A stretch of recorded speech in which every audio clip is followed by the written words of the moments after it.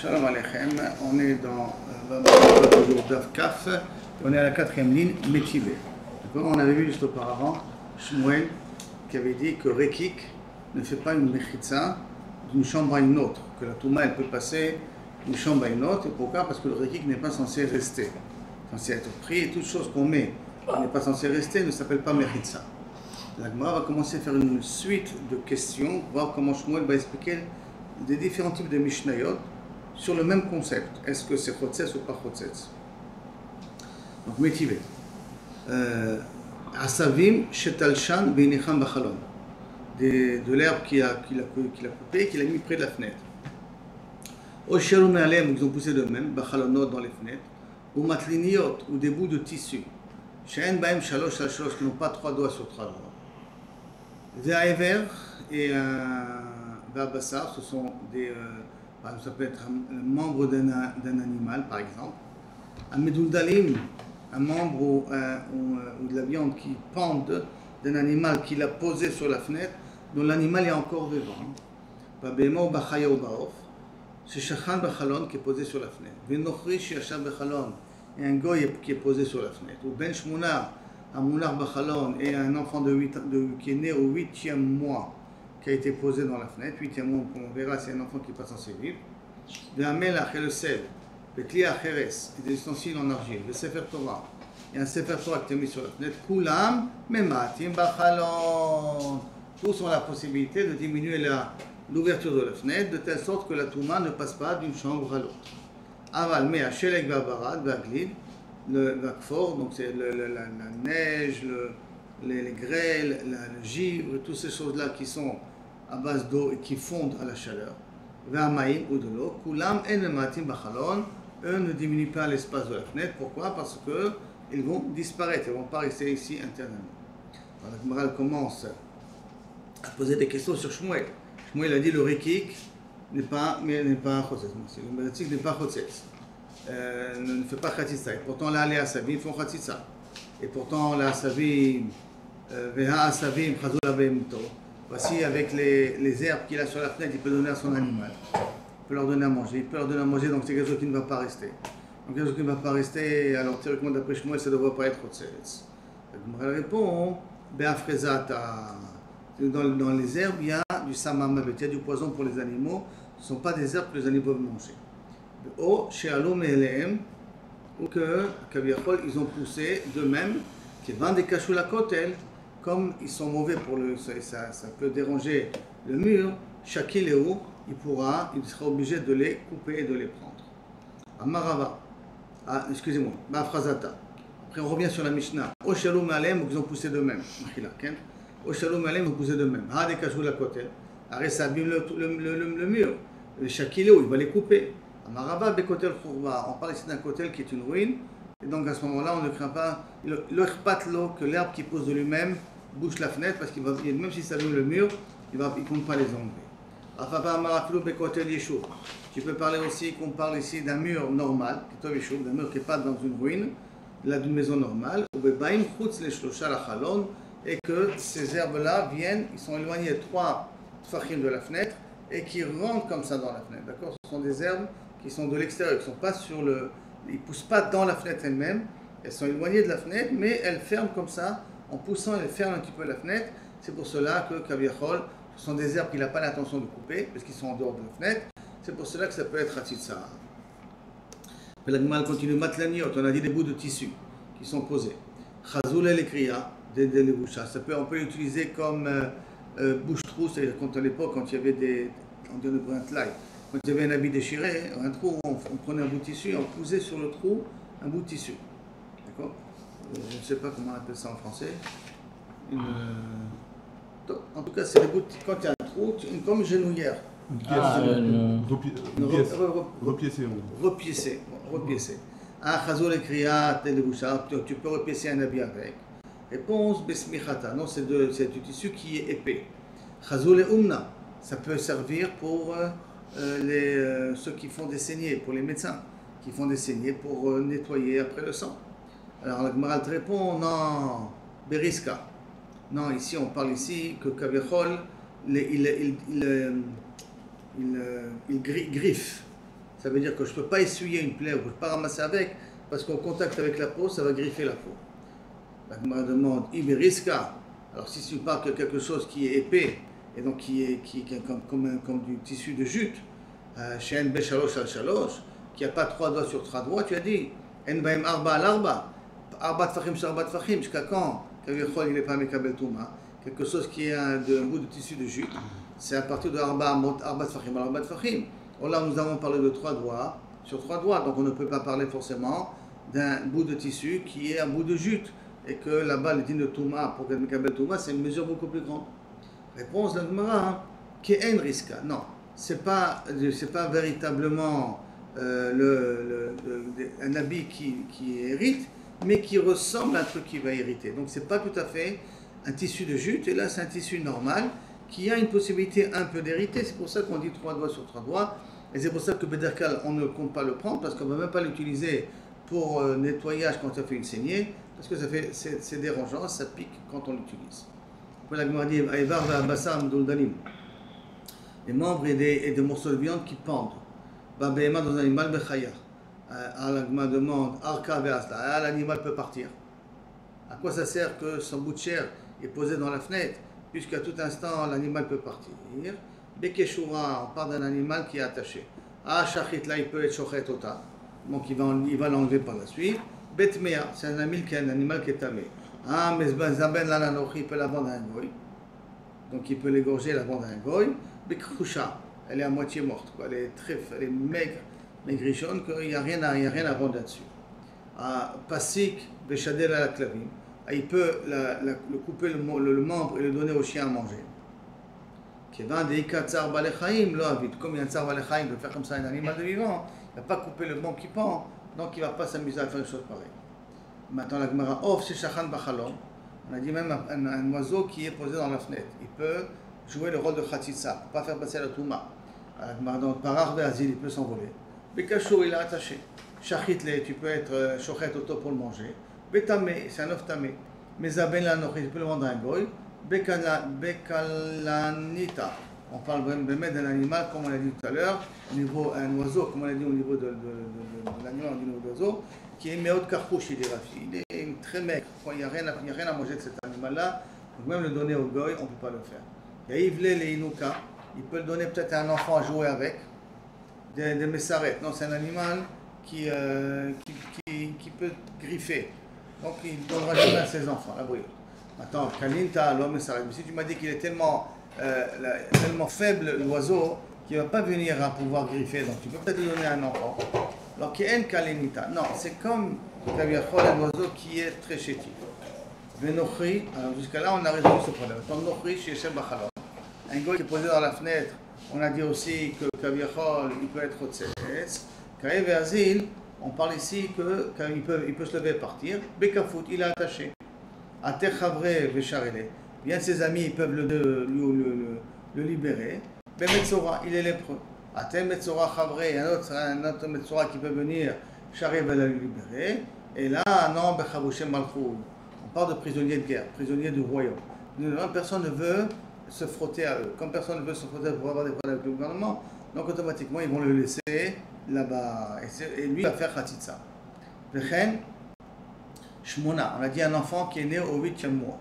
Un monarque bachalot qui est posé dans la fenêtre peut faire Khatitsa. Tchaïmé, Darele Beshabbat.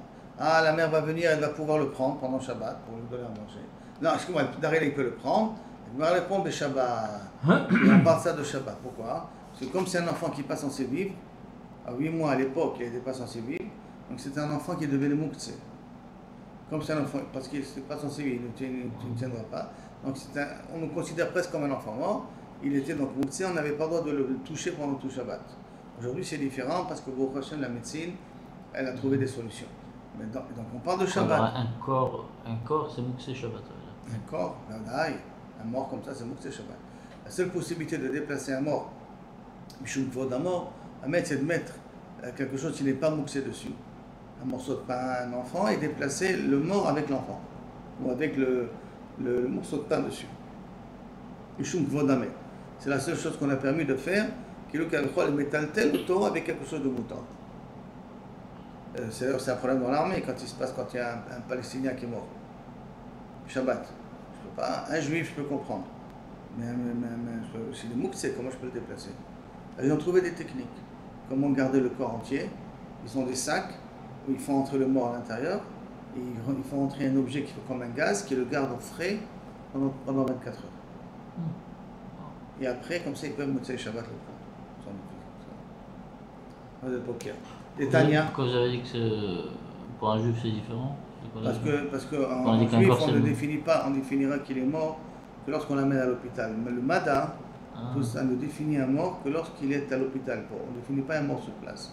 On est monté autopatsua pour deux raisons. Un, parce qu'il ne faut pas que l'ennemi puisse kidnapper son corps. Deux, pour le moral des soldats qui ne voyaient pas le corps d'un juif jeté comme ça.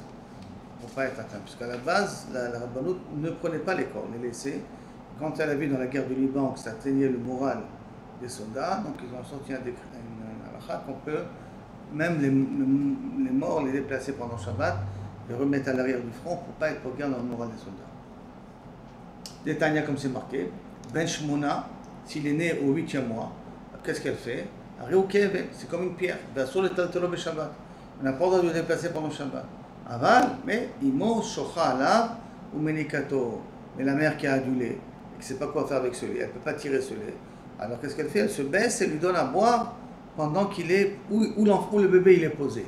Elle ne prend pas le bébé dans ses mains, mais Mishira, elle se baisse vers lui et elle lui donne le sein de cette manière-là. Mipna Sakana, à cause de la sakana d'elle, pas de l'enfant. L'enfant est considéré, Miprinatenu, à l'époque comme un enfant mort. Et là, par rapport à la mère, que le lait ne fait pas une infection, alors elle se baisse et elle peut lui donner au petit à boire. Mais là, on a dit que du sel, Chazile, tu peux utiliser le sel et le prendre. Pourquoi c'est Chotsetz? Mais Rirota, non, c'est du sel qui est très amer, qui est impossible de pouvoir l'utiliser. Chazile et Leorot, tu peux l'utiliser pour saler les peaux, pour tanner les peaux. Des Idbekotse, non, c'est du sel qui est avec des ronces. Il y a des saletés là-dessus. Qui va décacher à la côtelle. Mais puisque le sel, il est corrosif, il va abîmer le mur. Chaque lalé, il peut le prendre. Et pense, que le sel est posé sur de l'argile. Donc, il ne compte pas le prendre, il compte le laisser là-bas parce que c'est du sel qui est inutilisable. C'est pour ça que ça peut faire Khatitsa et ce n'est pas une couchia contre Shmuel. N'oublions pas que toute cette liste-là, c'était des questions contre Shmuel. Et chaque fois, Shmuel essaie de chercher une raison pour te dire qu'il n'y a aucune raison de le prendre. Et là, il laissera l'objet là-bas. C'est pour cela que ça peut être Khatitsa. La Gemara continue et dit, si c'est comme ça, tu me dis que le sel est posé sur de l'argile. Alors, Chasafa Goufa Tichotz, que l'argile lui-même, qui tient le sel, ça lui la Khatitsa. Réponse d'Elite Beshiura, qu'il n'y a pas la mesure nécessaire pour pouvoir fermer, pour pouvoir empêcher que la Touma elle passe d'un endroit à l'autre. Kiditnan, comme il y a marqué, Cheres, quelle est la quantité d'argile que je n'ai pas le droit de porter dans ma poche, que je sors avec, je Chayab Midin Tiltoul, Kedel Iten Ben Petsamim le Chavero, pour mettre entre deux Petsamim, entre deux bouts de bois. Quand il faisait des fenêtres, il mettait des bouts de bois et après il mettait un peu de l'argile pour séparer entre un bois et l'autre, pour après qu'il y ait un petit peu d'espace entre les deux, et après il bouchait ça avec du tit, avec de la boue, avec de la chaux et tout ça. Et cette quantité d'argile, qui mettait, d'argile cuite, d'accord, qui mettait entre les deux petsamim, entre les deux morceaux de bois, cette quantité-là que si tu le portes pendant Shabbat, Bershut Arvim, tu es chayav. Le Chavero, Klicheres, Chazele, mais Klicheres, tu m'as dit que c'est Chotzetz, tu peux l'utiliser. De Mitinaf, il est sale. Chazele Omna, ça sert aux personnes qui font des saignées pour recevoir le sang. De Minkaf, il est troué. C'est pour cela que tu ne te déplaceras pas. Sefer Torah l'a dit que aussi Chotzetz. Chazele Mikrebe, tu peux le lire dedans et donc le prendre avec toi. C'est pourquoi si tu considères que c'est Chotzetz. Bebalou, non, c'est un Sefer Torah qui n'est plus utilisable, il est vieux, il ne peut plus tellement lire. Et si c'est comme ça, c'est un Sefer Torah qui le met dans la Gniza, qu'est-ce qu'il fait dans la fenêtre? Sham te Gnizata, c'est là-bas sa Gniza, c'est dans la fenêtre qu'est sa Gniza. Alors maintenant, Reva, maintenant, Ken. Amre, Amara, Kol Osim, Kol Osim Mechitza. Avec tout, on peut faire une Mechitza, une séparation entre deux choses, en l'occurrence, même pour une fenêtre, Chutz mi Melach, Verevav, à l'exception de Kavichol, du sel. Okay? Et du Revav, c'est de la graisse du Schumann et du Cheleb, différents types de graisse. La graisse, ça se comprend. Pourquoi? Parce qu'elles fond, donc elle ne va pas rester. Donc je ne peux pas faire une mechitza avec. Ça ne va pas faire une séparation d'une chambre à l'autre. Et le sel, c'est parce que Kaniré, je vais l'utiliser. Mais Shmuel Amar a filou melach. Shmuel dit, même melach, tu peux l'utiliser comme une barrière. Amar papa, vélo plié. Il n'y a pas de marloquette entre Rav et Shmuel. Ha bemelach zomit, ha bemelach istrokanit.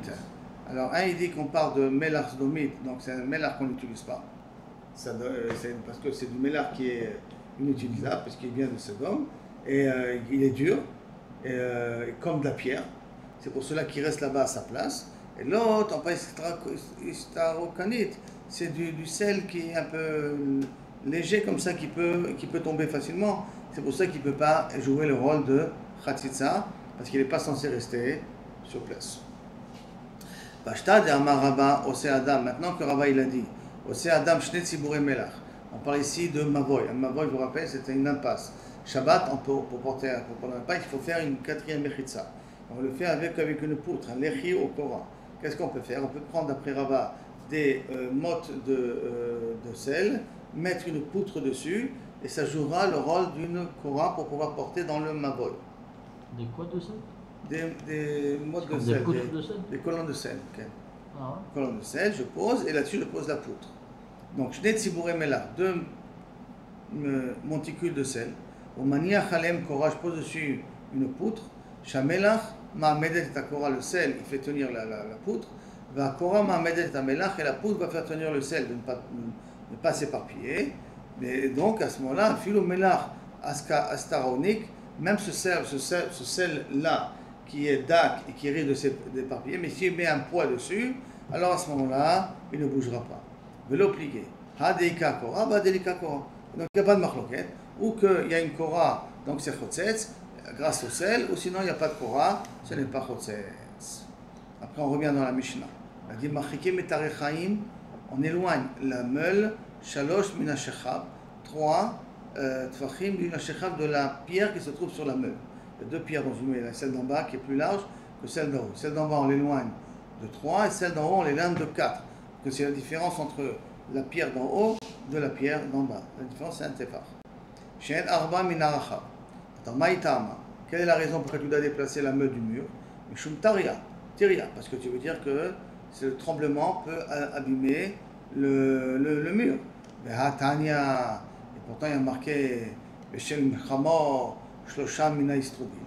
Et la meule avec, on vient l'explication de Rashi. La meule avec un âne qui fait tourner la meule, d'accord? Elle doit s'éloigner Shalosh Mina Istroubal.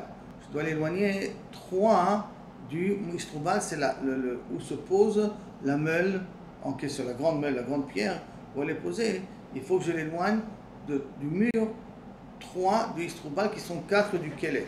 Kelet, c'est où tu fais rentrer le blé dans les pierres pour que ça puisse être moulu. Donc ça veut dire qu'on a ici 2 grandes pierres, et c'est dans ces 2 grandes pierres-là que l'âne il tourne autour pour moudre, faire tourner la meule. Alors il faut l'éloigner de 3 d'en bas, de 4 d'en haut. Ça, je viens d'expliquer maintenant l'explication d'après Rashi. Mais Tosfot pose la question, et les autres me fâchent, c'est un peu difficile, parce que si j'ai besoin de 3 tfachim, comment un âne va pouvoir passer au niveau de 3 tfachim? 3 tfachim c'est 30 cm. Comment un âne va passer entre la meule et la pierre, et le mur? C'est pour ça qu'il donne une autre explication Tosfot. C'est quoi Chamor? Chamor c'est comme, il y a des fois, on appelle ça un genre de cheval de bois. C'est quelque chose qui me permet de poser dessus quelque chose pour travailler avec. Maintenant, qui veut dire que la meule en question n'est pas, le chamor n'est pas un âne, mais le chamor c'est ce qui va faire tenir la meule, pour pas que la meule soit posée par terre. Ça s'appelle chamor, comme si je chevauchais sur un âne. D'accord? Et donc, ça c'est l'autre explication, c'est l'explication de Tosfot. Alors la Gemara continue à étudier comme ça. Donc, il se arba minakelet. Hatamai, tariaika. Là-bas, quel tremblement il y a? Alors, réponse, et là, Mishum Kala. Non. Et là, ça veut dire le bruit que fait les pierres en grinçant. C'est ça que Kaviachol fait le tremblement et qui peut poser des problèmes au niveau du mur. Après, on a dit Metatano Shalosh Minakalia. mon avis, un four, c'était en haut le petit et en bas large. Donc, Shalosh min Akalia, Shen Arba min Safa. En haut, tu dois l'éloigner de 3 par rapport à la Safa, par rapport au bord d'en bas qu'il est de 4. D'abord, donc plutôt l'inverse, excusez-moi. En bas, c'est le moins de 3 qui donne vers le bord, vers le haut d'une distance de 3. Amar Abba Yeshma Mina, Kalia de Tanour Tefar. Donc si je comprends bien, si c'est comme ça, le Kalia d'un Tanour, sa grandeur, elle est d'un Tefar. D'accord? Donc il veut dire la base où se pose le Tanour, il est de 1 Tefar. Que tu la mets. Nafka Mina, pourquoi? Les Mekach ou Memka. Que lorsque j'achète un Tanour avec sa Kalia, il faut que la Kalia soit, a priori, le bassis soit large de 1 Tefar. Plus haut que le haut. Ok, jusqu'à là, la première sugia. Deuxième sugia maintenant, une sugia de voisinage toujours et de nezakim possible. Lo yamid adam tanur betoch habayit. Un homme ne peut pas mettre un four dans la maison. Je parle des fours de l'époque avec la cheminée et tout, d'accord? Dans la maison, betoch habayit. Ela imken yesh al gabav gova arba amot. Il faut que du haut du tanur jusqu'au toit, j'ai une distance de 2 mètres de différence. Bien entendu, pour ne pas brûler la maison d'en haut. Ayama amido balia. Si j'ai mis le four dans l'étage supérieur, il faut qu'il y ait une poutre en bas, une maziba, donc ça veut dire un parterre, épais de 3 tfachim. Ou bekira, et si maintenant on parle d'un tanour qui est une kira ça veut dire avec une seule ouverture, d'accord, qui a un genre de carré avec une ouverture à côté, alors qu'un tanour il est fermé, donc la chaleur elle est beaucoup plus profonde, beaucoup plus forte qu'une kira où la chaleur elle s'évapore un peu plus facilement. Donc si c'est une kira, Tefar, il faut que ça soit en bas, la mesure d'un tefar du parterre, pour pas que tu brûles le parterre. Et si malgré tout que tu as pris ces distances-là, ça a brûlé, mais Shalem, tu es obligé de payer ce que tu as brûlé. Rabbi Shimon Omer, Lo amru kol hashurim halalu ela Hashem izik patur mileshalem. Rabbi Shimon il est cholek, et il considère que si on t'a donné ces mesures de bitachon, de sécurité, c'est pour justement ne pas te responsabiliser si tu as fait un nezek. Lo iftach adam chanut, c'est l'artominot dit dans la Mishnah. Donc, Mechila, rien comme ça au niveau de Rashi. Rashi vient, il explique, alors je ne comprends pas d'après Tanakama, à quoi ça sert de lui demander de faire ces distances, si de toute manière, s'il fait un ezek, il est obligé de payer. Rabbi Shimon, il a beaucoup plus logique que Tanakama. Comment Tanakama, d'après Tanakama, on peut imposer à la personne de s'éloigner? Et là, il explique que Tanakama, il pense que pourquoi on a le droit de demander quand même de s'éloigner, de garder ces mesures. Pourquoi? Parce que si Chaz V'Shalom, il y a le feu, peut-être qu'il n'y a pas de quoi payer tout de suite. Alors prends les mesures de sécurité pour ne pas mettre le feu dans la maison d'en haut, d'accord, pour pas qu'on sera amené à être obligé de recevoir des indemnités, de peur que tu risques de traîner pour payer les indemnités. C'est pour ça que pour Tanakama, on peut quand même demander de garder ces distances-là. Pour le haut ou le bas, c'est l'homme chané. Pourquoi, d'après Tanakama, c'est de toute manière tu vas payer? Pour le haut, alors? Parce que le haut, la chaleur va vers le haut. Le bas, il y a moins de chaleur. C'est pour ça que quand je parle d'un four qui est sur le haut, je mets des distances plus petites. Quand je dis un four qui est en bas, je suis obligé de laisser en bas à moi 2 mètres de hauteur de libre d'espace. Pour pas que ça brûle. Pour pas que ça brûle. Mais Bégadol, si Bassof ça a brûlé, tu payes. Alors quoi ça sert toutes les sécurités que tu as prises? Pour Rabbi Shimon, c'est logique. Je trouve que là tu fais ces sécurités-là, comme ça tu ne te considères pas responsable. Ouais. Si ça brûle, tu ne payes pas. Mais tu as un camarade, si ça brûle, tu payes. Alors quoi ça sert? Même si tu as fait toutes les bornes de sécurité possibles. À quoi ça sert? C'est ce que je dis. C'est que Rachid t'explique, ça sert que si Chaz V'Shalom ça arrive, si tu n'aurais pas pris ces bornes de sécurité, la probabilité que ça brûle, ça sera beaucoup plus grand. C'est vrai que tu vas payer après. Mais le casse-mon-tête, tu es après pour payer, pour recevoir ton argent, pour pouvoir prendre l'argent de la personne, pour où habiter pendant ce temps-là. C'est-à-dire pour éviter les problèmes qu'ils peuvent avoir si le feu y prend. C'est pour cela que ces bandes de sécurité sont nécessaires. Comme ça, on minimise la possibilité de le faire. Mais si ça arrive, anyway, tu vas payer, mais au moins tu prends tes précautions pour que ça n'arrive pas. Moi, je prends des précautions, comme ça, je serai moins confronté à ce feu-là si Chaz V'Shalom il se propage. Ça se bras de Tanakama là-dessus. Mara maintenant. La Gemara, tu m'as dit, qu'est-ce qu'on a dit dans la Mishnah? Que le Tanour, il faut donner une distance de Arba. Be'atania, Be'tanour Arba ou Be'kira Shalosh. Pourtant, il y a marqué une Mishnah qui dit Tanour 4 et une Kira, je vous ai dit, c'est un Tanour qui est moins chaud, qui est de 3. Amarabaye, qui est Taniaï Ben Artomi. des tanours du Dan qui kira des nartomim. Nartomim, c'est les fours qu'on fait pour les boulangers. Que là-bas, on les fait chauffer beaucoup plus. Donc, comme on fait chauffer beaucoup plus, donc c'est normal que à ce moment-là, la distance, elle doit être beaucoup plus grande. Et quoi, ce four de boulanger, il est dans une maison? Les gens, ils travaillaient chez eux à la maison à l'époque. Hein. Pas comme aujourd'hui, on ouvre une boulangerie ailleurs. En même temps, maintenant, tu peux seulement avoir le problème. Quelqu'un qui est en bas d'une maison fait une pizza. Il y a des magasins, des fois, en bas des maisons. Tous ces magasins-là, il y en a des pizzas, il y a des fours. Toutes ces choses-là, il y a des bandes de sécurité, il y a des normes de sécurité aujourd'hui. Mais à l'époque, il fallait faire attention. Donc quand tu as un tonneau de nartomim, la quantité, la chaleur elle est beaucoup plus grande. Donc c'est pour ça que la distance est beaucoup plus grande.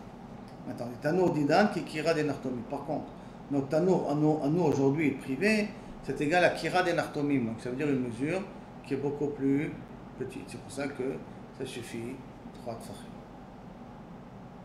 Maintenant, lo yifrot adam chanut, lo yiftach adam chanut. Tana, il y a marqué dans la Mishnah. V'im haya refet kodemet laotsa mutar. Mishnah qu'on verra par la suite. Si maintenant les tables étaient avant le Otsar, avant la grange que tu as construit là-haut, le stock que tu veux mettre là-haut, mutar. Tu as le droit de laisser ton étable en bas.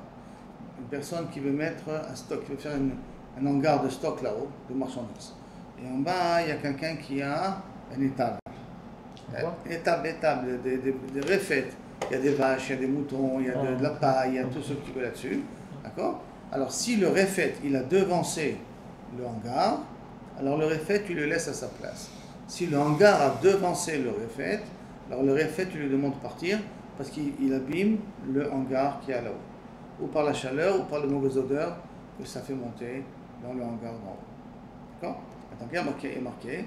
Im tana, im haïta refait kodemet laotsar. Si l'étable a été construite avant le hangar, moutar, j'ai le droit de laisser l'étable en bas. Baï a posé la question, qui bed veribetz laotsar. Si je vois qu'il a commencé à arranger l'étage supérieur pour le transformer en hangar. Donc je vois qu'il a commencé à faire des choses. Riba chalon, je vois qu'il a ouvert beaucoup de fenêtres. Un hangar, on ouvre des fenêtres pour qu'il y ait de l'air qui passe. Comme ça, la nourriture ne moisit pas là-dessus. Mao, arsadra tachat haotsar. Si j'ai une arsadra, c'est une genre de cour en bas du haotsar. Mao, bana alea balgabe beto. S'il a construit au-dessus de sa maison, et bien quand on construit au-dessus de sa maison, c'est pour faire un hangar de stock. Alors, est-ce que ça s'appelle comme si l'hangar est venu avant les tables ou pas? J'ai rien mis là-bas. J'ai préparé le terrain. Est-ce que ça s'appelle comme si j'ai déjà devancé? Teko tishbi tares kusol bayot. Vaïr Avuna. Avuna, il a posé la question Béré de Rabbi Yoshua. Tamre verimone mai. Qu'est-ce qu'on a dit? On a dit qu'il y a un hangar de trois. Si je fais un hangar maintenant pour mettre des fruits à l'intérieur, est-ce que là aussi, je peux dire que l'hangar pour mettre des fruits a devancé les tables et donc à ce moment-là, tu n'as pas le droit de mettre les tables, ou on peut dire que les tables ne nuisent pas les fruits? N'abîment pas les fruits. L'odeur, peut-être l'odeur ça va cacher les fruits, tout ça, non? Alors justement, c'est ça la question. Teko. Pas de réponse. Maintenant, au Bémet, Biyain et Tirou, il y a marqué après que dans le vin, on a quand même permis, au Biyain et Tirou, à Valo Berefet, on a permis avec le vin, si dans la hogar on met du vin, tu as le droit de laisser ton étable en bas. Parce que la chaleur que va faire sortir l'étable d'en bas ne va pas nuire au vin. D'accord? Ne va pas nuire au vin. Comme il ne nuit pas au vin, donc je ne peux pas demander à celui qui a l'étable d'en bas de chercher un autre endroit. Parce que c'est dans des bocaux comme ça? C'est dans des fûts, badaï, dans des fûts. Et tu vas voir tout de suite qu'est-ce que la Gemara va nous dire tout de suite après. Au Bémet biyain et tirou, Tana biyain et tirou mipnei shimash bicho. Le vin ils l'ont permis, pourquoi? Parce que au contraire la chaleur améliore le vin lui-même. Velo refet bakar, mais pas une étable de vache. Mipnei shimash richo, parce que les odeurs de la bouse, au contraire, les mauvaises odeurs, ça abîme le vin. Amar Rav Yosef, Haïdidan, mais aujourd'hui pour nous, a fait le coutre des chagras, nami kashale. Même une bougie, la chaleur d'une bougie, c'est mauvais pour le vin. Parce qu'aujourd'hui, on sait que la chaleur, ça donne c'est mauvais goût au vin. À l'époque, semblerait-il que ça pouvait donner un bon goût au vin. Aujourd'hui, ça donne un mauvais goût au vin. Et déjà, Rabbi Yosef dit, la chaleur d'une bougie de shraga est mauvais pour le vin que nous avons aujourd'hui. Donc, tout ce qui est en bas, qui émettent de la chaleur, à part déjà ceux qui émettent de mauvaises odeurs, même ceux qui émettent de la chaleur, si tu as un stock, tu as un hangar de vin en haut, tu peux empêcher à l'étable d'ouvrir d'en bas si tu as été avant.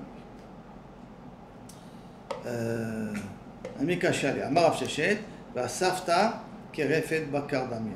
La safta, ici c'est maintenant, tu mets là-bas